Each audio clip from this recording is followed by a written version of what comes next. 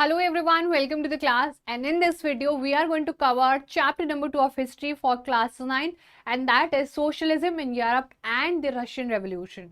देखो इस चैप्टर में हम लोग करने क्या वाले हैं, I am going to tell you briefly. Now if you see this chapter ना, इससे बहुत सारी चीजें आपको देखने को मिलेंगी और ये एक ऐसा टाइम था जब हम अपने फ्रेंच रेवोल्यूशन चैप्टर की बात करते हैं, which is happens to be obviously the first chapter, जहां पर सोसाइटी में everybody wanted change. Right, in the French revolution chapter we have done कि हर किसी को चेंज चाहिए था. राइट, किसी को रेडिकल चीजें चाहिए थी, किसी को लिबरल चीजें चाहिए थी, सबको change change change in society में चेंज चाहिए था. जब ये पूरे दुनिया में इतना ज्यादा चेंज सबको चाहिए था, तो ये जो चेंज था अब ये आपके यूरोप तक भी पहुंचेगा. बट यूरोप में लोगों को डेमोक्रेटिक कंसेप्ट तो शायद ना समझ में आए, but they wanted socialism. And how this particular word socialism actually led to Russian revolution, वो हम करने वाले हैं. चलो स्टार्ट करते हैं पूरे चैप्टर को. हमारा चैप्टर है the age of social change. एक ऐसा time when everybody, when each and every country, each and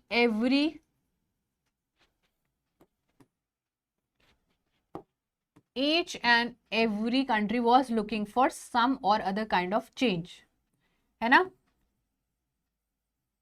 change चाहते थे सब. हमारी सोसाइटी फंक्शन कैसे करेगी, हम रहने वाले कैसे हैं, what who is going to lead us, who is going to rule us, everything requirement थी हर जगह चेंज का. तो ये चेंज ऐसे ही बच्चा कहाँ पहुंचा, आपके यूरोप के कुछ पार्ट में और मेजरली रशिया में पहुंचा.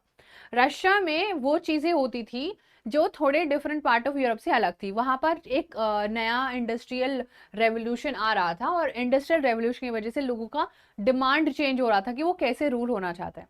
तो देखो, या तो चेंज जो लोग चाहते थे वो तो सोसाइटी में रहते थे कंजर्वेटिव लोग, या लिबरल्स या radical. Now you must be wondering कि who are these people. Now I will tell you briefly. देखो, कंजर्वेटिव जो लोग होते थे, जो थोड़ी पुरानी सोच के होते थे, एंड दे वर लाइक कि हमें थोड़ा बहुत चेंज चलेगा. We wanted some change, but entire system हम चेंज करने के लिए तो बिल्कुल भी रेडी नहीं है ना. ये थोड़े radical. So they were like we can't change the entire system, but we are ready for changing the few the things in the society. Now we had liberals also. Liberals also wanted to change the society. ये ना group से basically group of people, they wanted to change the society, like liberals also wanted to change the society, and they were questioning कि भाई power क्यों है rulers की uncontrolled, जब ruler जो चाहता है वो क्यों कर रहा है ऐसा. So people started questioning and they wanted to have a certain way of government कि आपके पास एक लेजिस्लेचर होना चाहिए, एग्जीक्यूटिव, जुडिशरी, ये सब होना चाहिए, इलेक्टेड रिप्रेजेंटेटिव्स होने चाहिए एंड ऑल. बट ये डेमोक्रेट्स नहीं थे, क्लियरली याद रखना. They were not treating everybody equally. So those were the liberals for you. Now you see the radical part. Radical चाहते थे कि गवर्नमेंट बने based on majority, and they were also believing in universal adult suffrage, यानी कि हर किसी को vote देने का राइट होना चाहिए. बच्चा ये सब एग्जाम में आपके आने वाला है क्वेश्चन, तो ये आपको करना है. They were also supporting women voting rights, है ना. तो ये बेसिकली हर चीज को सपोर्ट कर रहे थे. और ये रेडिकल मतलब कंप्लीटली सोसाइटी को एकदम चेंज करना चाहते थे. So these were the three group of people that was existing during that period in this chapter. Now they wanted change. अब चेंज के बारे में बताएं सबसे ज्यादा जरूरी क्या है. यहाँ पर जो इंडस्ट्रियल सोसाइटी है वो बहुत सारे सोशल चेंज लेके आ रहे थे. ज्यादातर लोग जो हमारे रशिया या फिर हम एक ऐसे पार्ट में यूरोप के कंसीडर करेंगे जहां पर इंडस्ट्रीज आ रही थी, ज्यादा से ज्यादा लोग इंडस्ट्रीज में काम करते थे और इंडस्ट्रीज में काम करने वाले लोगों के पास कोई राइट्स नहीं होते थे. समझा आपको, थोड़ा ब्रीफली चीजें समझ में आने लगी होंगी. और जब लोगों के पास कोई राइट्स नहीं होते थे तो दे वांटेड सम राइट्स. उनको बहुत ज्यादा काम कराया जाता था, उनके बच्चों को बहुत ज्यादा काम कराया जाता था, कोई लेबर लॉ नहीं होते थे, कुछ भी नहीं होता था, कुछ कंट्रीब्यूशन उनका सोसाइटी में नहीं हो पा रहा था. Now they wanted change. And how does change actually come? They realize the concept of socialism. अब आएगा यूरोप में socialism. Now you must be wondering कि सोशलिज्म होता क्या है. सोशलिज्म का मतलब होता है इक्वल डिस्ट्रीब्यूशन कर दो हर चीज का, सिंपल. अब लोगों को एक प्रॉब्लम ये जो है बेस्ट नजर आ रही थी प्रॉब्लम का सोल्यूशन, कि सबको इक्वल डिस्ट्रीब्यूशन कर दो. जो लोग काम कर रहे हैं उनको भी इक्वल डिस्ट्रीब्यूशन. क्यों, कोई किसी के लिए प्रॉफिट कमा रहा है उसका भी इक्वल डिस्ट्रीब्यूशन. कोई किसी से ऊपर या कोई किसी से बहुत ऊपर ऐसे टू सुपीरियर और ऐसे इंफीरियर का कोई कंसेप्ट नहीं होना चाहिए. They wanted every one in the society to be on the equal foot, and that is what the term socialism stood for them. The coming of socialism to Europe. Now let's just try to understand. इतनी basic सी बातें समझ में आ गई. By the mid 19th century in Europe, socialism was a well-known body of ideas that attracted widespread attention. अब खुद सोचो कि मान लो कि मैं तुम्हें पढ़ा रही हूँ यहाँ पर, एंड मेरी आपसे बोल देते हो कि you know this is the question paper, this will come on your exam, और वो वैसा ही आ जाता है, वैसा ही एग्जैक्टली आपका पेपर आ भी जाता है, तो what will happen, you will you know I will attract a lot of more student कि मैम ने जो बोला था वही पेपर में आ गया। एग्जैक्टली लाइक दैट जो सोशलिज्म आइडियोलॉजी थी वो इतना ज्यादा वायरल हो गई कि लोग अब उसके तरफ अट्रैक्ट हो रहे हैं कि हम लोग जो काम करते हैं हमको उसका पैसा मिलने लगेगा, इक्वल परसेंटेज ऑफ शेयर मिलने लगेगा, एक्सेट्रा एक्सेट्रा। तो socialist were against the private property. जो लोग इंडस्ट्रीज में काम करते थे बच्चा, वो इंडस्ट्रियलिस्ट थोड़ी होते थे, वो तो वर्कर्स हैं, और वर्कर्स किसी और को अमीर करते जा रहे हैं बिकॉज वो क्या है, किसी की प्रॉपर्टी है ना। जैसे ब्रेड का कोई फैक्ट्री है तो फैक्ट्री वर्कर्स को तो उतना पैसा नहीं मिलता जितना कि फैक्ट्री का मालिक कमा रहा होता है। Exactly like that. तो जो भी सोशलिस्ट लोग होते थे जो इस आइडियोलॉजी को फेवर करते थे, वो प्राइवेट प्रॉपर्टी के अगेंस्ट होते थे कि सब कुछ गवर्नमेंट का होना चाहिए, गवर्नमेंट विल डिसाइड किसको कितना मिलेगा। आपके फैमिली में 4 मेंबर है तो लो ये लो 4 रूम का घर, आपकी फैमिली में एक है तो आप 1 BHK में ही रहने वाले हो, ठीक है। Saw it as a root of all social evils of all the time. तो सोशलिस्ट को लगता था ये जो लोग दूसरे की प्रॉपर्टी, इतना ज्यादा property, more than required property लेके बैठे हैं, लोगों से ले लेनी चाहिए। And how could a society without society operate without property, that would be the basis of the socialist society. कि बिना प्राइवेट प्रॉपर्टी की एक सोसाइटी कैसे दिखती है, कि हमारा कुछ भी नहीं है, हमारा कोई बंगला घर गाड़ी कुछ भी नहीं, everything that is there belongs to the government, and government will decide कि किसको कितना डिस्ट्रीब्यूट करना है। That is the whole concept of socialism. अब देखो सोशलिस्ट के बहुत सारे विजन्स थे फ्यूचर को लेके, एंड अलग अलग जो लोग थे वो अलग अलग चीजों में बिलीव करते थे, which is obvious also, like everybody can't believe in the same thought process. Now you see Robert Owen. Robert Owen, a leading English manufacturer, sought to build a cooperative community called New Harmony in Indiana.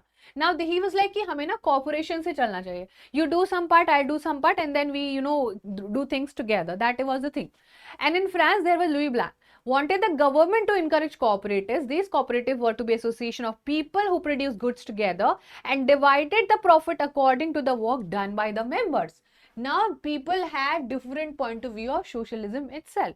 Some people wanted to distribute. अब खुद सोचो, वो बोल रहा है कि जो भी फैक्ट्री में काम करता है, जो भी किसी भी सोसाइटी में रहते हैं, and they are doing certainly some work, and उसका 50% है और 5 लोग हैं तो सबको 10 ईच मिलना चाहिए।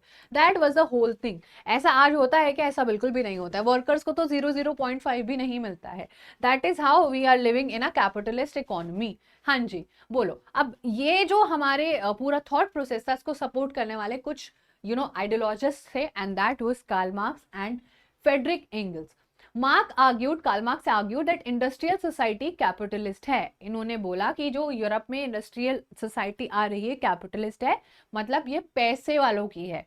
पैसे वाला दूसरे से काम करवा के खुद बहुत ज्यादा रिच होते जाएगा। लाइक आप देखो अंबानी जी, कैपिटलिस्ट का पूरा प्रॉपर एग्जाम्पल है। Does not matter how much hard work he is doing and everything, but we will consider कि he is still a capitalist. Everyone is working for them in Reliance and बहुत सारी companies में लोग उनके लिए काम कर रहे हैं, but who is actually earning the profit every second? They are earning in crores and so many millions and billions, right? Because capitalist economy. Capitalist होती है सोसाइटी जहां पर इंडस्ट्रियल सोसाइटी होती है। सो कैपिटलिस्ट के पास ही कैपिटल इन्वेस्टेड इन फैक्ट्रीज, वही invest करते हैं। Profit of capitalist was produced by the workers, worker के वजह से वो अमीर हो रहे हैं, और कंडीशन वर्कर्स की बहुत ज्यादा खराब हो रही है, क्योंकि जब तक प्रॉफिट कौन लेते रहेंगे, प्राइवेट कैपिटलिस्ट लेते रहेंगे, तो वर्कर्स की कंडीशन तो खराब होगी जितना वो डिजर्व करते हैं। लाइक वो डिजर्व करते हैं जो पैसा आप है, आप ले लो, आप ले लो 50% ले लो, 20% ले लो, 30%, but that does not mean कि आप 80% ले लो, है ना। आप एक हो और वो इतने सारे लोग आपके लिए काम कर रहे हैं, लाइक जस्ट लाइक दैट। अब देखो ध्यान से, मार्क्स बिलीव करता है to free themselves from capitalist exploitation, workers को रेडिकल सोसाइटी में कुछ ना कुछ करना पड़ेगा और अपनी बातें जो है मनवाने के लिए जो भी सोशल प्रॉपर्टी उसको कंट्रोल करना पड़ेगा। बेसिकली दूसरे की फैक्ट्री पे जाके बैठने लगो। वर्कर्स को क्या है बच्चा, क्या बोलना पड़ेगा, एक कम्युनिस्ट सोसाइटी बनानी पड़ेगी और जितनी भी प्राइवेट प्रॉपर्टी उस पर हाथापाई करके छीनना पड़ेगा। As simple as that. ये मार्क्स के पॉलिसी था। A communist society was the natural society of the future. और उन्होंने ये भी बोला कि कम्युनिस्ट सोसाइटी क्या है, आगे आने वाले टाइम का हमारा फ्यूचर है। इतनी बातें आई होप आपको समझ आई होंगी। अब सोशलिज्म को सपोर्ट कौन करेगा? ऑब्वियसली वर्कर्स, है ना। वर्कर सपोर्ट करेंगे बच्चा, जल्दी से बोलो फटाफट से।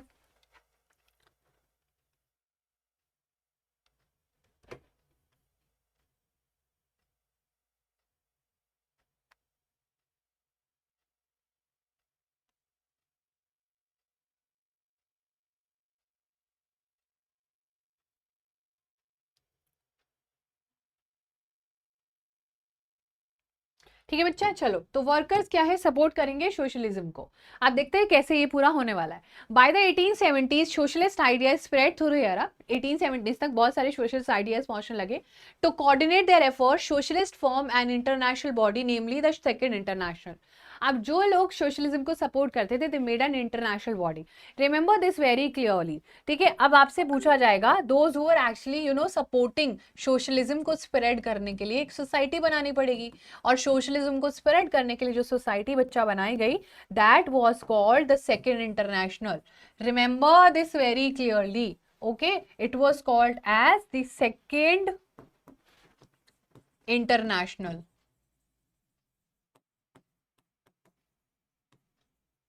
ठीक है, it was called as the second international. And then workers in England and Germany also began forming such association to fight for better living and working condition. Now we see these are different people who are working for the factory owner. Imagine these are the 5 people. ठीक है, और ये क्या है बच्चा, ये factory है। Factory में काम करने से उनका प्रोडक्शन क्या हो रहा है, बहुत ज्यादा हो रहा है। कोई भी प्रोडक्शन हो सकता है। जस्ट इमेजिन कि ये लोग शूज बना रहे हैं, और वो शूज बच्चा मार्केट में बहुत महंगा बिकता है, आपको भी पता है। और मान लो कि वो जो है 5 लाख का बिक गया पूरा शू, जो भी इन लोगों ने बनाया था। आपको तो ये लगना चाहिए ना, अगर 1 लाख ईच नहीं दे सकते हो तो 80,000 दे दो, 80,000 ईच दे दो, तो ये लोग भी रिच हो जाएंगे। और जो बचा हुआ 20 है, वो ओनर जो है वो लेके, समझ रहे हो आप, ये होना चाहिए। तो this is also a method which we can pursue. But क्योंकि वर्किंग कंडीशन ऐसी थी कि 80% तो इसका ऑपोजिट ओनर ले जाता था, और 20,000 इनको मिलते थे, वो भी ईयरली। सोचो कितना बुरा लगता होगा। And hence people were actually fighting कि एक तो हमें पैसा भी नहीं मिल रहा, और वर्किंग कंडीशन भी इतनी घटिया है, हम अपने रोटी भी नहीं खा पा रहे 2 टाइम की। So they set up funds to help members in times of distress and demanded a reduction of working hours and the right to vote. अब इनके हिसाब से गवर्नमेंट भी नहीं बनती थी, तो अपनी बात भी नहीं रख पाते थे, और इन्होंने अब अपना आसपास में जो भी इनके पास पैसे होते थे उससे फंडिंग करके आइडियाज स्प्रेड करने बच्चे लोग शुरू करा। एंड जर्मनी की बात करें तो जर्मनी में ये सारी चीजें कर रही थी social democratic party, which is also called as SPD, and it helped it winning parliamentary seats as well. तो जर्मनी की याद रखना, जर्मनी में था हमारे पास social democratic party, and it helped it with parliamentary seats. Alright everyone, चल। In 1905, socialist and trade unionists form a labor party in Britain and socialist party in France. तो बेसिकली क्या हो रहा है, फ्रांस, ब्रिटेन, जर्मनी, पूरे की पूरी दुनिया में अब सोशलिज्म एक कंसेप्ट निकल के आ रहा था, and people were actually doing different sort of things to win over the socialist idea. Now, however, I hope it is visible to, yes, it is visible. However, till 1940, socialists never succeeded in forming a government in Europe. Yes, you heard it right. Socialist बहुत time तक तो government ही form नहीं कर पाए ना। वो legislature में, legislature क्या होता है बच्चा, जो कि हमारे क्या बनाता है, जो हमारे लिए रूल्स रेगुलेशन बनाता है, वहां तक ये अपनी बात पहुंचा ही नहीं पा रहे थे, है ना। It was not a viral thing कि एकदम से वो वायरल हो जाए। But however government continue to be run by the conservative, liberals and the radicals. अब बहुत टाइम तक कंजर्वेटिव, लिबरल्स और रेडिकल्स का ही सरकार चलता रहा। अभी तक सोशलिस्ट जो है एज अ वैल्यू वायरल नहीं हुआ था। नाउ दे वांटेड कि अब वायरल करने के लिए हमें कुछ करना पड़ेगा, और कुछ करने का सोल्यूशन था revolution. Now what do we mean by revolution? Revolution होता है एक ऐसा चेंज जो इतना सडन होता है, sudden change which leads to absolute change in the society, change in the society. So revolution का मतलब होता है बेसिकली एक ऐसा चेंज जो पूरे दुनिया को ही पलट दे। लाइक जैसे हम लोग सोचते हैं उस पूरी की पूरी थॉट प्रोसेस में 100% चेंज आ जाए। कि समटाइम्स वी आर बहुत स्ट्रिक्ट होके हम सारी चीज सोच रहे थे, now we are very free, है ना, विद द थॉट्स। तो अब आएगा पूरे यूरोप में सोशल रेवोल्यूशन, रशियन रेवोल्यूशन। अच्छा, रशिया से शुरू हुआ था, that is how it is called as Russian revolution. Socialists took over the government in Russia through the October Revolution of 1917. 1914 तक अभी हमने पढ़ा, 1914 तक कुछ नहीं था, लेकिन कुछ 3 साल बाद एक बहुत बड़ा चेंज हुआ, and that was which October revolution of 1917. That was October revolution of 1917. The fall of monarchy in February 1917 and the event of October are normally called the Russian Revolution. Most important, कुछ तो फरवरी में हुआ था और कुछ अक्टूबर में हुआ था और उसको कलेक्टिवली बोलते हैं रशियन रेवोल्यूशन। बातें समझ में आई? क्या हुआ था आओ देखते हैं। द रशियन एम्पायर इन 1914, थोड़ा सा पीछे जाएंगे रेवोल्यूशन समझने के लिए। 1917 में हुआ है रेवोल्यूशन, ठीक है। एक फ्रेंच रेवोल्यूशन याद रखना है और एक ये याद रखना है। फ्रेंच रेवोल्यूशन का आपको ट्रिक याद ही होगा, which I taught you multiple times. French revolution 1789 और आपका बच्चा रशियन रेवोल्यूशन इज 1970, ठीक है। Remember these very clearly. The Russian empire in 1914। अच्छा रशिया में दिक्कत क्या थी आओ वो समझता है। 1914 में जार रिप्रेजेंट करता है किंग को। बेसिकली जार जो है एक रशियन लैंग्वेज में किंग होता है, ठीक है। Tsar Nicholas II ruled Asia and its empire. जितना भी रशिया के पास कंट्रोल था उसको रूल करा था jar. This is how the person actually look like, है ना। बहुत ही समझदार लग रहा है बट देखते हैं क्या है। मेजॉरिटी रिलीजन देख लो भाई, मेजॉरिटी रिलीजन थी Russian Orthodox Christianity. Now what do you mean by Orthodox Christianity? Obviously बहुत ज्यादा पुरानी सोच। ऑर्थोडॉक्स मतलब क्या होता है बच्चा? ओल्ड जो भी आइडियोलॉजी होती है ना, कि अरे लड़कियों को नहीं पढ़ाना चाहिए and all that stupid shit, है ना। क्रिश्चियनिटी आपको देखने को मिलेगी Russian Orthodox Christianity which had grown out of the Greek Orthodox church, जो कहां से निकल के आई है? Greek Orthodox church. But empire में कैथोलिक्स भी थे, प्रोटेस्टेंट्स भी थे, मुस्लिम भी थे और बुद्धिस्ट भी थे। कल को कुछ और आ जाएगा तो वो नहीं थे, ये सारे लोग आपस में रह रहे थे। इकोनॉमी सोसाइटी को भी थोड़ा समझ लेते हैं कि क्यों आएगा रशियन रेवोल्यूशन, है ना, वो तो समझना पड़ेगा। Majority of people were actually engaged in agriculture at the beginning of the 20th century। The vast majority of Russia people were actually agriculturist. बहुत ज्यादा पूछे जाने वाला क्वेश्चन, ठीक है। About 85%, how much बच्चा? 85% of people were actually engaged in the agriculture only in Russia. So during the 1914 and 1917, we see a lot of people were actually engaged in the agriculture part. In the empire, the cultivator produced for market as well as for their own needs, and Russia was a major exporter of grain. So basically क्या है बच्चा? वो अपनी needs के लिए, markets के लिए सब कुछ कर रहे थे और वो अपने लिए भी चीजों को बचा लेते थे और बाकी लोगों के लिए भी चीजों को बचा लेते थे, ठीक है। चलिए फटाफट से जो है सारी चीजों को देखते हैं। Next we have industries. Industries में हम लोगों को क्या देखने को मिलेगा? इंडस्ट्रीज में बच्चा, industries was found in pockets. Prominent industrial areas were sent Petersburg and Moscow, ठीक है। Many factories were set up in 1980s when Russia's railway network was extended and foreign investment in industry increased. Right, तो ये सारी चीजें हैं जो बहुत सारी जगहों पर फैक्ट्रीज लग रही थी, रेलवे नेटवर्क एक्सटेंड हो रहे थे, फॉरेन इन्वेस्टमेंट बहुत ज्यादा आ रहा था और दो प्रोमिनेंट इंडस्ट्रियल एरियाज आपको यहाँ पर पता है जो कि आपको करने हैं। और कोल प्रोडक्शन तो डबल होता जा रहा था और आयरन एंड स्टील आउटपुट भी क्वाड्रिपल होता जा रहा था। बहुत सारी चीजें बच्चा हम लोगों को यहाँ पर इस पूरे पोर्शन में इंडस्ट्रीज में चेंजेस होते हुए नजर आएंगे। If we talk about type of workers, देखो कुछ टाइप थे वर्कर का भी, it is not like a similar workers थे, वर्कर में भी एक डिवीजन आपको देखने को मिलेगी। So workers was also divided into a social groups. तो फाइनली बच्चा, finally you see workers were divided by the skill, ठीक है। स्किल के हिसाब से वर्कर्स डिवाइडेड थे। एक मेटल फैक्ट्री में काम करने वाला वर्कर्स अपने आप को अरिस्टोक्रेट समझता था, यानी कि अबव समझता था, एंड उनमें एक ट्रेनिंग इन स्किल चाहिए होती थी, तो वो अपने आप को बहुत ज्यादा समझते थे जो मेटल वर्कर होते थे। विमेन थी 31%, ठीक है। Women were 31% of the factory labour by 1914, but उनको बहुत ज्यादा कम पैसे मिलते थे मेन के अकॉर्डिंग। और नेक्स्ट है हमारे पास बच्चा, यहाँ पर division among workers show themselves कि वो ड्रेस और मैनर्स में भी अलग अलग थे।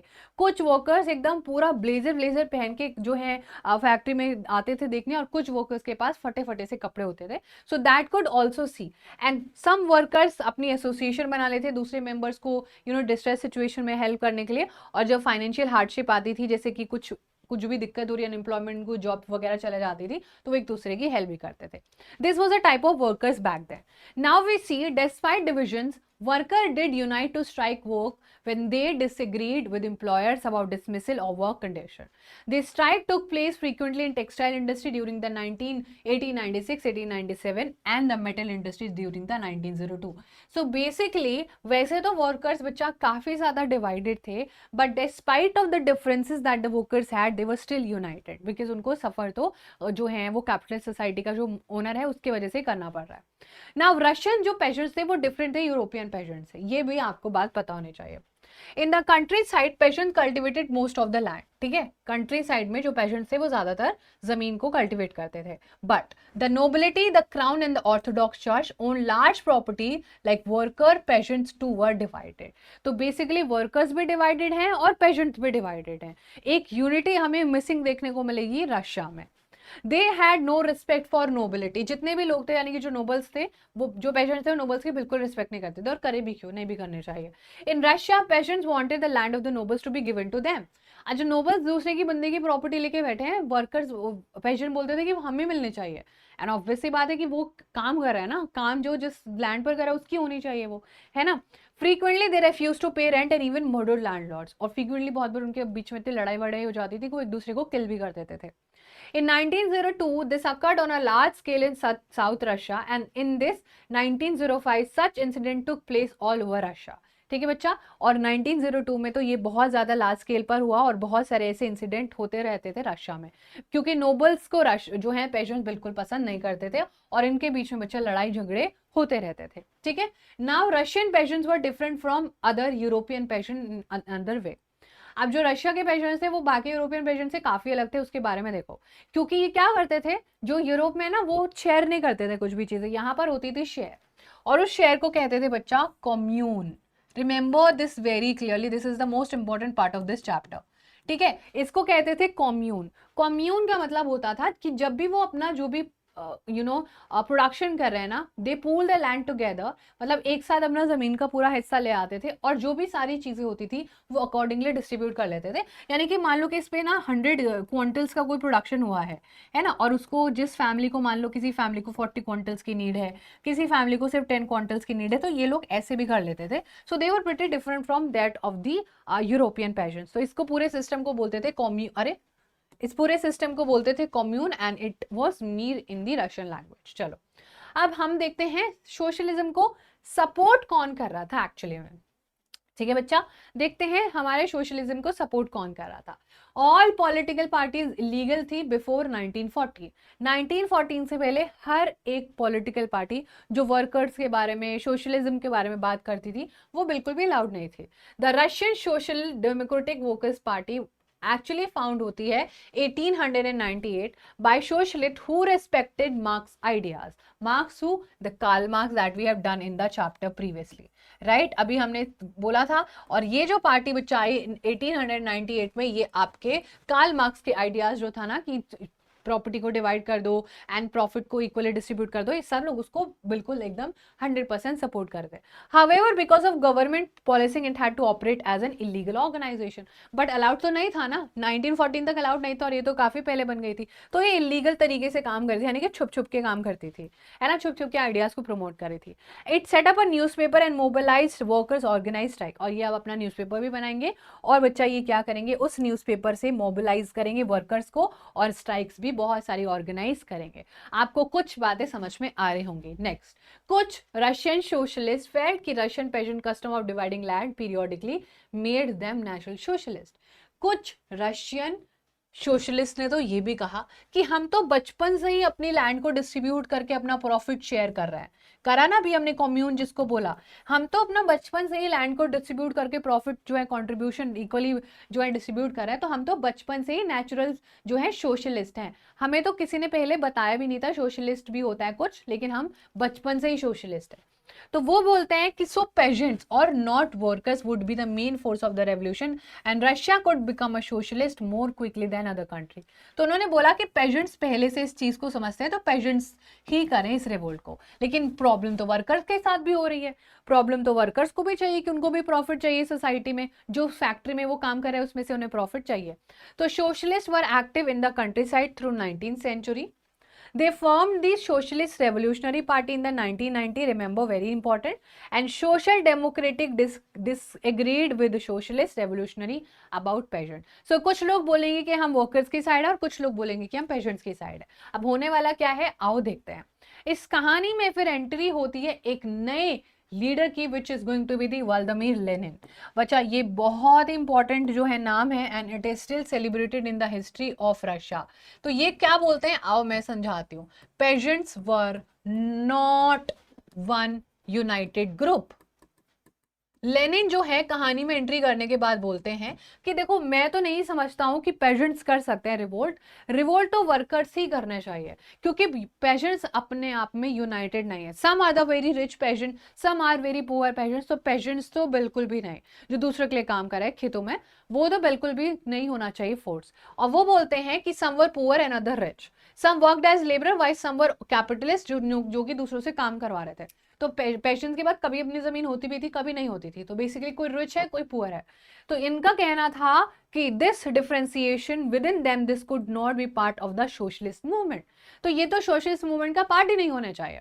एक वो वाली कहावत होती है ना कि एक आम खराब होता है तो वो टोकरी में सारे आम खराब हो जाता है. ये यहाँ पर बिल्कुल एप्लीकेबल है. बट व्लादिमीर लेनिन का कहना था कि मैं तो यही कहूंगा दैट सोशलिस्ट नहीं, वर्कर्स फोर्स होना चाहिए. और इसी की वजह से आप दो ग्रुप्स में आपको जो है पूरा रशियन रेवोल्यूशन बढ़ते हुए दिखेगा. फर्स्ट वी हैव मेंशेविक, जो कि बच्चा क्या है, व्हाइट आर्मी. और obviously Bolshevik which was being led by the Vladimir Lenin.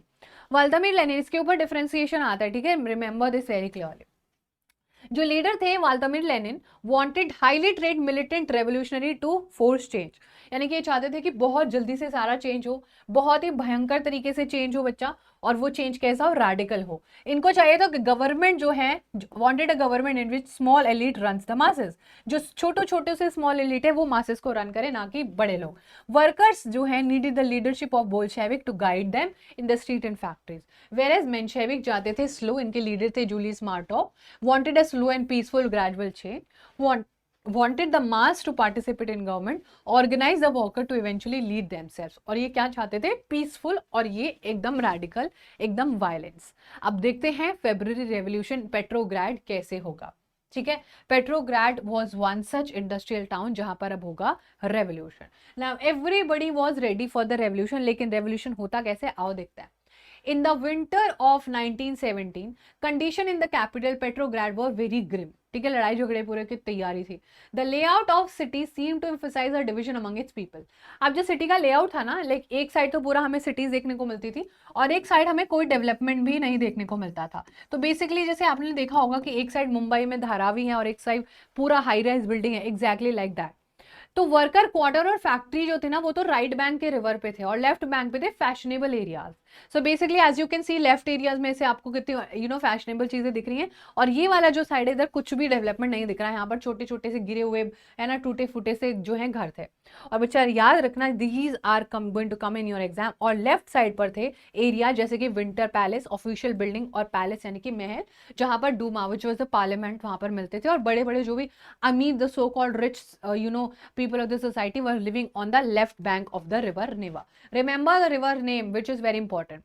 अब 1917 में बहुत सारी प्रॉब्लम्स थी, वर्कर्स की तो थी, लेकिन एक प्रॉब्लम थी फूड शॉर्टेज. फूड शॉर्टेज भी हो रहा था बिकॉज ऑब्वियसली वर्ल्ड वॉर चल रहा था. World war was one such condition जहां जो कि चल रहा था, लेकिन उसके आड़ में लोगों को चेंज चाहिए था सोसाइटी में. So parliamentary wishing to preserve elected government were oppose to tsar's desire to dissolve the Duma. अब जार का जो पूरा कंसेप्ट था, लोग चाहते थे चेंज आए सोसाइटी में, सारी चीजें हो रही हैं. अब देखो धीरे धीरे बहुत ज्यादा चीजें बढ़ती चले जाएंगी. 22 फरवरी को lockout took place at a factory on the right bank. एक फैक्ट्री को जबरन सील कर दिया गया, उस पर ताला लगा दिया गया. People will obviously revolt. कैसे कैसे कर सकते हो, हमें काम पे जाने से रोक रहे हो, हम पैसा नहीं कमाएंगे तो हमारे बच्चे क्या खाएंगे. The next day workers in 50 factories, उनको लगा कि आज एक फैक्ट्री पे ताला है, कल को हमारी फैक्ट्री पे भी ताला लगा सकते हैं. The next day the workers in 50 factories called a strike in sympathy. Obviously कि मेरे भाई के साथ बुरा होता है मैं जाऊंगा. In many factories women also led the way strike called the International Women's Day. Very important. और जब ये हो रहा था तो वुमेन ने भी बहुत ज्यादा इसमें पार्टिसिपेट किया था फरवरी में. और इसी कोई बच्चा इंटरनेशनल वुमेन्स डे के तरीके से उन लोगों ने सेलिब्रेट करने का कोशिश भी किया. That was the around the February time. Demonstrating workers cross from the factory quarters to the center of the capital. और लोग अब कैपिटल की तरफ बढ़ने लग जाते हैं. As the fashionable quarters and the official buildings was surrounded by the workers, worker पहुंच गए भाई फैंसी फैंसी बिल्डिंग्स के बाहर, और वहां पर जो है कर्फ्यू लगा दिया government. Demonstrator disposed by the evening, जब वहां पर जाके उन्होंने प्रदर्शन किया तो फोर्स आ गई, ऑब्वियसली रशियन आर्मी आ गई, रशियन पुलिस आ गई और लोगों को भगा दिया, because obviously they are more powerful. And then demonstrator जितने भी गए थे वर्कर्स वो वापस आ गए। The government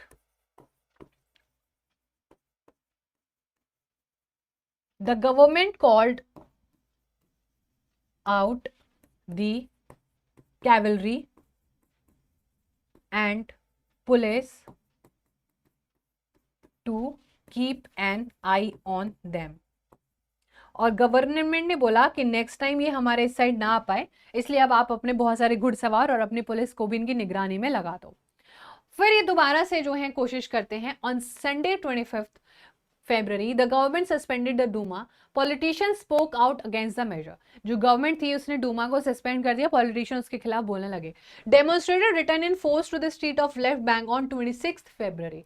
On 27th February, police headquarters was ransacked. पूरे के पूरे वर्कर्स अब पहुंच गए थे, पुलिस हेडक्वार्टर्स को भी रैंसैक कर लिया था। पूरे के पूरे स्ट्रीट में लोग स्लोगन है विदाउट ब्रेड जो है कैसे हम जिएंगे, हमें अच्छे वेजेस चाहिए, we need better bread better hours and हमें डेमोक्रेसी चाहिए। और गवर्नमेंट ने बोला कि हम लोग क्या करेंगे, सिचुएशन को कंट्रोल करने की कोशिश करेंगे, और केवलरी को दोबारा बुलाया गया। जब केवलरी को यानी कि जो घुड़सवार थे जो घोड़े पर तुड़ी तुड़ी तुड़ करके आते थे, however the cavalry refuse to fire on the demonstrator, कि डेमोन्स्ट्रेटर जो थे कैवलरी ने बोला कि ये तो मेरा भाई है, ये सही के लिए तो डिमांड कर रहा है, मैं इस पर गोली नहीं चलाऊंगा। And that was the turning point. By the evening striker workers had gathered. अब भाई खुद सोचो ना, जब आपकी पुलिस आपके साथ नहीं देगी, आपकी आर्मी हाथ खड़े कर देगी, तो आप हार ही जाओगे ना जंग में। Exactly like that. और पूरा शाम तक तो इवनिंग में कुछ पूरे वर्कर्स ने पूरा बिल्डिंग को जो है बच्चा घेर लिया। वो सोवियत और काउंसिल बनाना चाहते थे इन द सेम बिल्डिंग। वो पहुंच जाते हैं जहां पर डूमा यानी कि जो पार्लियामेंट का पूरा होता था, गवर्नमेंट मिलती थी, वहां पर वो पहुंच जाते हैं। और दिस इज हाउ अब ये लोग अपने आप को बोलेंगे Petrograd Soviet. So Soviet was a council basically which is going to make the laws now. ठीक है, अब क्या है जो कि हमारे लिए लॉज बनाने वाले हैं, मतलब रशिया के लोगों के लिए। ठीक है, द वेरी नेक्स्ट डे एक डेलीगेशन जो है आती है जार से मिलने, और मिलिट्री कमांडर जो है उनके जो मिलिट्री कमांडर थे, कौन, जो जार निकोलस द सेकंड, उनके जो मिलिट्री एडवाइजर थे, उन्हें बोलते हैं कि देखो इतनी ज्यादा सिचुएशन खराब हो गई है कि अब तो मैं तुम्हें सलाह ये दूंगा कि आप अपनी गद्दी छोड़ दो, वरना लोग तुमको मार डालेंगे। ठीक है, और वो जो है उनकी एडवाइस को फॉलो करते हुए 2 मार्च को पूरा जो वो जार थे, अब वो जार नहीं है, वो अपनी राजा की जो पूरी जो पावर थी उसको छोड़ देते हैं। And Soviet leaders and Duma अब लोग जो है कंट्री को चलाने वाले हैं। Now they formed a provincial government to run the country. So remember this date very clearly, 2 March को on the advisory of military commander, यानी कि ऑब्वियसली मिलिट्री का जो कमांडर था जो पूरी मिलिट्री को लीड करा था, वो बोलता है कि देखो ये मिलिट्री है, इसने अभी हाथ खड़े कर दिए थे, कल को बोले कि मैं कुछ नहीं, आपको लोग मार देंगे जिंदा। ठीक है, पीट पीट के मार देंगे, इससे अच्छा क्या आप पूरा अपना रिजाइन ही कर दो पोस्ट से। एंड उसने वैसा सेम किया भी। रशिया में फ्यूचर जो है अब डिसाइड करती है, यही प्रोविंशियल गवर्नमेंट बोलती है कि अब हम एक ऐसी कॉन्स्टिट्यूंट असेंबली बनाएंगे जिसमें यूनिवर्सल अडल्ट सफ्रेज होगा।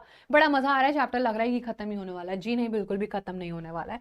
और Petrograd had led the February revolution. ठीक है बच्चा, अब फेब्रुअरी रेवोल्यूशन हुआ और पेट्रोग्राड ने उसको लीड करा पूरा का पूरा। That brought down the monarchy in February 1917। यही जो लोग पहुंचे थे बच्चा, यही लोग जो अभी डूमा के पास पहुंचे थे, अब इन्होंने अपनी गवर्नमेंट बना ली। नाउ व्हाट विल हैपन, अब आपको लगेगा कि सब तो ठीक हो गया, आफ्टर फेब्रुअरी क्या होगा, सारी चीजें तो सही होनी चाहिए ना। अगर सारी चीजें सही होंगी तो army official, land owners and industrialist were influential in the provincial government. अभी भी बच्चा ये जो प्रोविंशियल गवर्नमेंट हमने देखी, इसमें आर्मी ऑफिशियल और जो लैंड ओनर्स थे वो ज्यादा अपनी मनमानी चला रहे थे, और obviously industrial as well.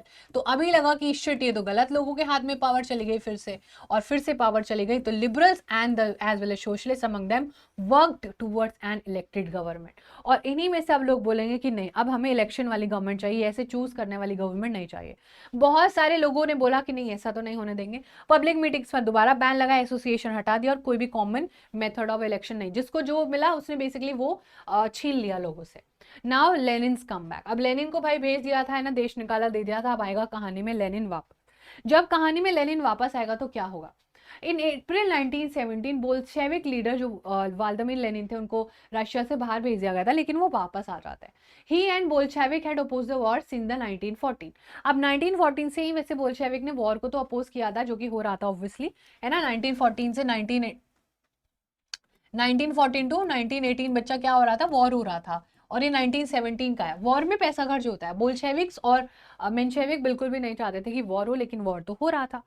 He declared that the war be brought to a close, land be transferred to the peasant and banks be nationalized. So these are called as three demands. Remember this very clearly. बच्चा इनको बोलते हैं three demands। और ये थी April thesis. Thesis basically क्या होता है, जब आप सोसाइटी कुछ भी चेंज करने के लिए अपना कुछ पॉइंट ऑफ व्यू देते हो, so that is your point of view. So these are the number one demand कि भाई वॉर जो है वो बंद हो जाना चाहिए, रशिया को पार्टिसिपेट नहीं करना चाहिए, लैंड जो है वो पेशेंट्स को ट्रांसफर होना चाहिए, और बैंक्स को नेशनलाइज कर देना चाहिए, यानी कि जो भी बैंक्स हैं वो सब सरकार का हो। ये तीन डिमांड्स थी लेनिन की। Remember this very carefully. Now Bolshevik party ने अपना नाम बदल के कम्युनिस्ट पार्टी कर लिया, और उसके रेडिकल एम्स को पब्लिश करने के लिए। तो बच्चा यहाँ पर याद रखना, कम्युनिस्ट पार्टी अब यहाँ पर आपको देखने को मिल जाएगी। तो कम्युनिस्ट पार्टी अपने और ज्यादा रेडिकल आइडियाज को दिखाने के लिए अपना नाम चेंज कर लेती है। Most other in Bolshevik party was initially surprised by the April thesis. बहुत सारे लोगों ने अप्रैल थीसिस को बोला कि यार ये तो बहुत ज्यादा रेडिकल हो जाएगा कि पैसा भी ले लो, जमीन भी ले लो, सब कुछ ले लो। हम एक काम करते हैं, हम अभी तैयार नहीं है, and we should I think wait. But Lenin कोई वेट करने के चक्कर में नहीं था। उनको लगा कि अभी तो हम सोशलिस्ट रेवोल्यूशन करने के चक्कर में नहीं है, और हमें प्रोविंशियल गवर्नमेंट का भी जो है सपोर्ट चाहिएगा, जो हमें ऐसे के लिए बिल्कुल सपोर्ट नहीं करेगी। तो वर्कर्स चल देते हैं मूवमेंट करने। In industrial areas, factory committees were formed which began questioning the way industrialists ran their factories. अब फैक्ट्री वर्कर्स जैसे काम करते थे, वर्कर्स उनको क्वेश्चन करेंगे। ज्यादा से ज्यादा ट्रेड यूनियंस बनेंगे, सोल्जर कमेटी भी बनने लगेंगी आर्मी में कि उनको भी राइट चाहिए, उनको भी अपने घर जाना है ना। They don't wanted to fight the war, they were tired of fighting the war, they wanted to go back to their home and be with their family and cultivate their own land. As a provincial government saw its power reduce, और जो provincial government बनी थी उसको लगा कि अब तो Lenin हमसे सब कुछ ले जाएगा, तो फिर उसने अपना दिमाग चलाना शुरू किया, और बोल्शेविक इन्फ्लुएंस ग्रो हुआ, और उन्होंने बोला कि अब हम अपना बदला लेंगे और बहुत सारी चीजें करेंगे। It resisted attempts by workers to run factories and began arresting leaders. तो जो भी हमने अभी ये वाला पोर्शन देखा था ना, ये वाला पोर्शन, हाँ, यहाँ पर जो प्रोविंशियल गवर्नमेंट थी अभी भी लैंड ओनर्स की थी, और वो अभी भी प्रॉफिट मेकिंग पे ही ज्यादा फोकस कर रहे थे, और उसने बोला कि अब तो तुम देखो, अब तो तुम अरेस्ट हो जाओगे। पॉपुलर डेमोन्स्ट्रेशन जो बोल्शेविक ने करी, इतना ज्यादा जो है रिप्रेस करा कि आधा से ज्यादा जो है major Bolshevik had to go into hiding of the fleet. ये सारी चीजें हो रही थी। Meanwhile in the countryside में क्या हो रहा है, पेजेंट और रेवोल्यूशनरी पार्टी लीडर्स जो हैं रीडिस्ट्रीब्यूशन कर रहे हैं जमीन का। उन्होंने बोला कि चलो हम एक काम करते हैं, हम जो जिसकी नीड है उसके हिसाब से चीजों को करना शुरू करते हैं। ये सारी चीजें मीनवाइल कहां पर चल रही बच्चा, कंट्री साइड में। लैंड कमिटीज बनाए गए इसको हैंडल करने के लिए कि रीडिस्ट्रीब्यूशन करेंगे, और बहुत सारे सोशलिस्ट रेवोल्यूशनरीज ने भी उसको बहुत ज्यादा फेवर किया। Peasants seized land between July September 1970. So जुलाई अगस्त एंड सितंबर में लैंड को सीज किया जा रहा है गवर्नमेंट के तरफ से। सारी चीजें चारों तरफ अफरा तफरी चल रही है। Meanwhile, the revolution of October 1917, और अब होने वाला था अक्टूबर रेवोल्यूशन ऑफ 1917। क्या था ये, आओ डिस्कस करता है। As the conflict between the provincial government and the Bolshevik group, Lenin feared की प्रोविंशियल गवर्नमेंट डिक्टेटरशिप लेके आ जाएगी। जिस हिसाब से हमारी आवाज को कॉन्टिन्यूसली दबाया जा रहा है, क्योंकि पैसे हैं उनके पास तो वो किसी कुछ भी कर सकते हैं, तो ऐसा लग रहा है कि अगर ऐसे ही चलता रहा तो फिर तो डिक्टेटरशिप आ जाएगी, और लेनिन का या फिर बाकी वर्कर्स का, पेशेंट का कोई सोचने वाला भी नहीं है।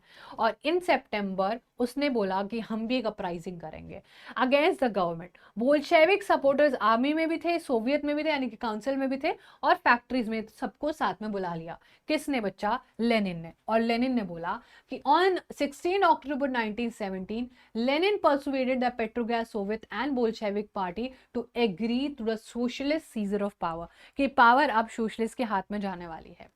एक मिलिट्री रेवोल्यूशनरी कमेटी बनाई गई appointed by the Soviet under Leon Trotsky to organise the seizure, and the date of the event was kept a secret. अब ये हम किस दिन करने वाले हैं, यानी कि हम जो प्रोविंशियल गवर्नमेंट है उसके हाथ से पावर छीनने वाला है, ये हम कब करेंगे, इस चीज को हम छुपा के रखेंगे। But the uprising began on 24 October, sensing trouble. जो उस टाइम के प्राइम मिनिस्टर बन गए थे, ऑब्वियसली अभी जार निकोलस तो जा चुका है, so we had prime minister, है ना, दे हैड प्राइम मिनिस्टर और प्राइम मिनिस्टर का नाम बच्चा याद रखना, क्रेंस्की। ठीक है, Kerensky had left the city to summon the troops. अब जब पता चला कि लेनिन जो है ऐसा कुछ करने वाला है, तो फिर ये जो है ट्रूप्स को बताने चले गए। जब शाम हुई तो military man loyal to the government seize the buildings of 2 Bolshevik newspaper. जो 2 बोल्शेविक न्यूज़पेपर थे उनके ऊपर बैन लगा दिया और उनको जो है सीज कर लिया। Pro government troops were sent to take over telephone and telegraph office and protect the Winter Palace. लगा कि बोल्शेविक जो है कहीं सब कुछ ना कर ले, तो टेलीफोन, सारा नेटवर्क, सब कुछ कैप्चर कर लिया, ये पता करने से पहले कि कब होने वाला है। In the swift respond the military जो रेवोल्यूशनरी कमेटी थी उसने अपने सपोर्टर्स को बोला to seize government offices, arrest करो मिनिस्टर्स को, and late in the day the ship Aurora shelled the Winter Palace. और एक शिप जो है अरोरा, उसने विंटर पैलेस को पूरा गोलियों से भून दिया। Now other vessels sailed down the Neva and took over various military points. By night, the city was under the committee's control and the minister had surrendered. Basically आपको क्या देखने को मिल रहा है कि बोल्शेविक्स अब ज्यादा स्ट्रांग जो है हो गए थे। बोल्शेविक्स को बहुत सारे लोग सपोर्ट कर रहे थे, अब पैसे वाले हो गए थे बोल्शेविक्स भी। और फाइनली बोल्शेविक्स ने पूरा मॉस्को और पेट्रोग्राड एरिया को कवर कर लिया, प्रोविंशियल गवर्नमेंट को कंट्रोल कर लिया, सारा सब कुछ यहाँ पर आपको देखने को मिलेगा। There was a heavy fighting specially in Moscow, but by December the Bolshevik control the Moscow. अब बोल्शेविक्स के हाथ में चले जाएगी पूरी गवर्नमेंट। अब आपको लगेगा कि चलो बोल्शेविक सोसाइटी को ठीक कर देंगे, और ये पूरा अक्टूबर में हो रहा था। फरवरी के बाद बहुत सारे चेंजेस सोसाइटी में देखने को मिले। अब देखते हैं अक्टूबर के बाद क्या होगा। Bolshevik were totally oppose to the private property, ये तो हमें पता है। Most industries and banks were nationalised. सबसे पहले उन्होंने वही करा, अप्रैल थीसिस का जो पूरा कंसेप्ट था, नेशनलाइज कर दिया बच्चा बैंक्स को, बैंक्स को नेशनलाइज करा, first point. This meant the government took ownership and management, सारा पैसा गवर्नमेंट का है, मतलब बोल्शेविक्स का। जो भी मैनेजमेंट होगा, पैसा कहाँ खर्च होगा, सब कुछ। In cities Bolshevik enforce the partition of large houses according to family requirements.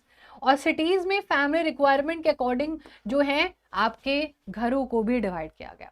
To assert the change, नई यूनिफॉर्म भी सोसाइटी में, आर्मी ऑफिशियल एंड जो भी लोग होते थे वो एक क्लोथिंग कंपटीशन जो है, और जो जीतता है एक हैट, वो था आपका हैट जो कि आपको दिख रहा है, जो कि ऐसा सा दिख रहा था। ये हैट रिप्रेजेंट करता था आपका बच्चा सोवियत हैट। ठीक है, so everyone was supposed to wear it.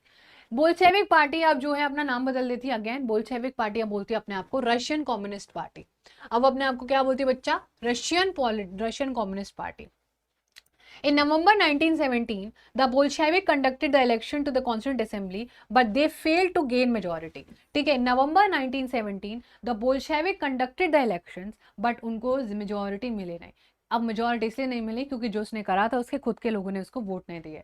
In January 1918 assembly ने रिजेक्ट कर दिया बोल्शेविक के मेजर को और लेनिन डिसमिस द असेंबली। जब असेंबली में लोग आए तो उसके लेनिन की बातें मानने से मना कर दिया। लेनिन ने बोला कि चलो मैं असेंबली डिसमिस कर देता हूँ, जो तुम लोगों को करना है वो आप अपनी मर्जी से करो। In March 1918, despite opposition by their political allies, the Bolshevik made peace with Germany at Brest-Litovsk. और फिर यहाँ पर क्या हुआ, despite opposition by their political allies, Bolshevik ने पीस बना लिया जर्मनी के साथ। Now Germany and Russia was the कट्टर दुश्मन, और ऐसे करने से बहुत सारे लोग नाराज भी होंगे। In the year that followed Bolshevik became the only party to participate, क्योंकि उसे सपोर्ट चाहिए था ना, इसलिए उसने जर्मनी से भी दोस्ती कर लिया। Now in the year that followed Bolshevik became the only party to participate in the election to All Russian Congress of Soviet which became the parliament of the country. और अकेली पार्टी खुद ही voting सारी कर रही है। And Russia became a one party state. अब Russia आपका बच्चा एक ही पार्टी, वन सिंगल पार्टी, जैसे यार चाइना है, और यहाँ पर एक ही पार्टी यूज करने वाली है। ट्रेड यूनियंस जो है वो केप्ट अंडर पार्टी कंट्रोल, जो भी ट्रेड होगा सब कुछ इक्वल बंटने वाला था, अब सब कुछ इक्वल डिस्ट्रीब्यूशन होने वाला था। एक सीक्रेट पुलिस भी रखी गई जिसको Cheka punish those who criticise the Bolshevik. Very important कि अगर मान लो कि आप गली मोहल्ले में नुक्कड़ पे कुछ बात करते हुए मिल गए कि मोदी सरकार बेकार है, दिस एंड दैट, तो आपको उठा के ले जाएगी पुलिस। सो सीक्रेटली वो ऐसे यूनिफॉर्म में होंगे, कैजुअल, और आपको पता भी नहीं चलेगा कि कौन है। फिर हमारे सिचुएशन चले जाएगी सिविल वॉर तक। Now what was the civil war? Let's just do this. When the Bolshevik ordered and redistribution, जब बोल्शेविक ने बोला, क्योंकि उसने क्या बोला था अपने अप्रैल थीसिस में कि हम पूरे लैंड को रीडिस्ट्रीब्यूट करेंगे, जिसको जितना रिक्वायरमेंट है वो भी करेंगे। ठीक है, जब ये बात किसको पता चलती है बच्चा, रशियन आर्मी के लोगों को, क्योंकि बच्चे ही तो थे जो आर्मी में काम कर रहे थे। And they began to break up. Soldiers mostly peasants के घर से आते थे और उन्होंने बोला कि हम तो अपने घर जा रहे हैं क्योंकि हमें जमीन मिलने वाली है। And people was not wanted to be part of the army, and army तो किसी भी देश को सेव करके रखती है, ठीक है। Now them people divided into 3 main groups. अब लोग 3 ग्रुप में डिवाइड हो जाएंगे, अलग अलग डिमांड्स आने लग गई लोगों की। सबसे पहले रिमेंबर बोल्शेविक्स तो थी, बोल्शेविक्स के बाद आएंगे सोशलिस्ट रेवोल्यूशनरी जो ग्रीन, और प्रो जारिस्ट यानी कि व्हाइट जो अब बच्चा किंग को सपोर्ट करने वाले थे। During 1918 and 1919 most of Russian army was controlled by green and white. जो ग्रीन एंड व्हाइट है आर्मी अभी भी इसी को ज्यादातर हम लोगों को देखने को मिलता है। They were backed by French, American, British and Japanese troop. बहुत सारे लोग जो हैं अलग अलग कंट्रीज से। All these forces were worried at the growth of socialism in Russia. और बहुत सारे लोग हमारे को ये ज्यादा चीज है कि अगर रशिया में सोशलिज्म इतना ज्यादा तबाही मचा सकता है, तो अगर ये जो रशिया में चल रहा है सोशलिज्म, अगर ये फ्रांस, अमेरिका, ब्रिटेन, जापान में आ गया तो बड़ी दिक्कत हो जाएगी। इसीलिए these countries were agreeing to send their troops to kill the socialism. The concept of socialism to be killed in its own country was the main motive of rest of the countries as well, and hence they sent their troops. As these troops and the Bolshevik fought a civil war, looting, banditry and famine became common. ये continuously लड़ते जा रहे हैं, और civil war मतलब अपनी country में लोग कुछ कॉज के लिए continuously एक दूसरे से फाइट कर रहे हैं। जो सपोर्टर्स थे प्राइवेट प्रॉपर्टी वो वाइट्स में आते थे, दैट इज ऑब्वियसली राजा वाले लोग हैं तो क्या है, प्रोज आरिस्ट हैं, राजा वाले चीज को सपोर्ट करेंगे, तो प्राइवेट प्रॉपर्टी को वो क्या करेंगे, ऑब्वियसली सपोर्ट करेंगे। और जो भी प्राइवेट प्रॉपर्टी के खिलाफ बोल रहा था पेजेंट, उनसे जमीन छीन रहे थे, उनके साथ बहुत गलत कर रहे थे। Such action led to loss of popular support of non Bolshevik. जब जमीन ही चले गए हाथ से तो बोल्शेविक्स का जो भी प्रोटेस्ट था वो ठंडा पड़ते गया। By January 1920 Bolshevik control most of the former Russian empire, but still जो है जनवरी 1920 तक बोल्शेविक्स के पास था सारी चीजें फिर भी। But partly to remedy this, the most non-Russian nationalists were given political autonomy in the Soviet Union. The state Bolshevik created from the Russian Empire in December 1902, and that is how it led to the making of a socialist society. कैसे बनी socialist society? During the civil war, the Bolshevik kept industries and bank nationalized, है ना। civil war के time बचा Bolshevik ने industries और banks को nationalize किया। They permitted peasants to cultivate the land that had been socialized. जो भी सारी चीजें थी बच्चा they permitted peasants to cultivate the land, ठीक है, सारी चीजें आप करो बढ़िया से, सब कुछ होगा। The process of centralized planning was also introduced, कि हम एक ऐसी प्लानिंग करेंगे, एक ऐसी centralized planning जिससे कि सबका यहाँ पर फेवर होने वाला था। That was the 1927 to 1935. This is also called 5-year plan, जो इंडिया में भी फॉलो होता है 5-year plan, है ना। नीति आयोग इसको फॉलो करती है। Centralise planning led to economic growth, लोगों ने देखी, इंडस्ट्रियल प्रोडक्शन इंक्रीज हुआ, और बहुत सारे केस में ऑयल और न्यू फैक्ट्रीज भी आने लगी। So that is how it led to a lot of development. However इतनी सारे रैपिड डेवलपमेंट होने के बाद भी वर्कर्स की कंडीशन उतनी ज्यादा इंप्रूव नहीं हुई, वो फिर भी डिग्रेडेड ही रहे। वर्कर्स अभी भी लिविंग क्वार्टर्स में ही रहते थे। विंटर टाइम में एट 40 डिग्रीज बिलो टेम्परेचर चला जाता था। Excuse me please. People had to climb down from the 4th floor, और उनको बहुत दूर जो है वॉशरूम अगर जाना होता था तो उनको 4 मंजिल उतर के इतनी ठंडी में जाना पड़ता था, क्योंकि टॉयलेट बहुत ज़्यादा दूर होता था स्ट्रीट में। सो दैट वाज स्टिल जो है वर्कर्स कहते थे हम रॉबोट थोड़ी ना है कि इतने ठंड में भी हम लोग काम करते रहे। तो वर्कर्स की कंडीशन बच्चा अभी भी बहुत ज़्यादा जो है ट्रबल में थे। थोड़ा थोड़ा जो है वर्कर्स की लाइफ को इंप्रूव करने के लिए एक्सटेंडेड स्कूल सिस्टम डेवलप हो रहा ताकि बच्चे पढ़ें। Arrangement for made for factory workers and peasant to enter universities बनाई जा रही थे। क्रेचेस यानी कि पालने जो होता है वो वुमेन के लिए फैक्ट्रीज में जो काम करती है ताकि उनके बच्चे बिजी रहें, है ना, इधर उधर उनको चोट वोट ना लग जाए एंड ऑल दैट। चीप और पब्लिक हेल्थ केयर प्रोवाइड करना शुरू कर दिया था। Model living quarters were set up for workers. The effect of all this was uneven though since government resources were limited, but ये फिर भी हमें कंप्लीटली नहीं देखने को मिला, है ना। जो भी सारी चीजें थी वो लिमिटेड ही थे। Now comes Stalinism and collectivisation. अब इतनी सारी कहानी में बहुत सारी चीजें होती गई और फिर आते एक स्टेलिन। स्टेलिन बोलता है कि किसी से कुछ भी नहीं हो रहा है एंड मैं अब चीजों को करने वाला, मुझे पता चल गया कि क्या कॉज है इस पूरी चीज का, और ये स्टेलिन था इस प्रॉब्लम का सोल्यूशन। सच में आओ देखते हैं। By 1927 and 1928, the towns in Soviet Russia were actually facing an acute problem of grain supplies. बहुत ज्यादा ग्रेन का सप्लाईज का प्रॉब्लम हो रहा था, और स्टेलिन को जो हेड करा था पार्टी को after the death of Lenin, है ना, बोल्शेविक्स को रूल करा था, इंट्रोड्यूस्ड फर्म इमरजेंसी मेजर्स। उसको लग रहा था कि जो रिच पेशेंट्स और ट्रेडर्स हैं ना, वो अपने पास जो है अनाज जो है ब्रेड वगैरह को छुपा के रखें, जब बहुत ज़्यादा महंगी हो जाएगी चीज़ें तब उसको बेचने वाले थे, है ना, हायर प्राइस मिलेंगे हमारे क्रॉप के तो हम उसको बेचेंगे, ये सोच के कर रहा था। अब स्टेलिन की पॉलिसी कितनी सक्सेसफुल होगी आओ देखते हैं। स्टेलिन एक नया कंसेप्ट निकालता है, that was kulak. Kulak was a name for well to do peasants, जिनके जो अच्छा कर रहे थे। As shortage continue the decision were taken to collectivise farm. जो कुल्लक्स थे, जो अच्छे पेशेंट्स थे, जो जिनके पास अपनी जमीन थी, उनका फार्म कलेक्टिवाइज करने का ऑर्डर दिया स्टेलिन ने। Now what will happen, it was argued कि ग्रेन स्टोरेज इनके पास है और इनके पास स्मॉल हार्डिंग्स है, तो इनके पास अच्छा खासा स्टोरेज हुआ पड़ा है। It was necessary to eliminate kulaks, इन कुल्लक्स को हटाना पड़ेगा सोसाइटी से अगर हमें स्टेट कंट्रोल लार्ज फार्म्स चाहिए। यानी कि स्टेलिन वॉज सेइंग ये लोग छुपा के रख रहे हैं और जब प्राइस महंगा हो जाएगा तो ये सोसाइटी में उसको डिस्ट्रीब्यूट करेंगे, और इसी को ही कलेक्टिवाइजेशन प्रोग्राम कहते हैं जो स्टेलिन ने चलाया था। Stalin collectivisation programme, the party forced all peasant to cultivate the collective farms, और उनको बोला कि आपका जो कुल्लक्स है उसके जगह आपको कॉलकोज करना चाहिए ना। कॉलकोज का मतलब बेसिकली यही है that you need to cultivate the farm, जो कि सबका है और कलेक्टिवली उसको डिस्ट्रीब्यूट करेंगे। एनरेज पेशेंट, जिनको गुस्सा है, उन्होंने क्या बोला कि हम अपनी अथॉरिटी, ये जो स्टेलिन है अपनी नई नई चलाने लगा है, उन्होंने अपनी फसल को ही जला दिया। लिटरली दे डिस्ट्रॉयड देयर लाइफ स्टॉक, जिंदा जला दिया भाई साहब, इतना गुस्सा था। और number of cattle actually fell by 1/3 and those who resisted collectivisation was severely punished, many were deported and even exiled.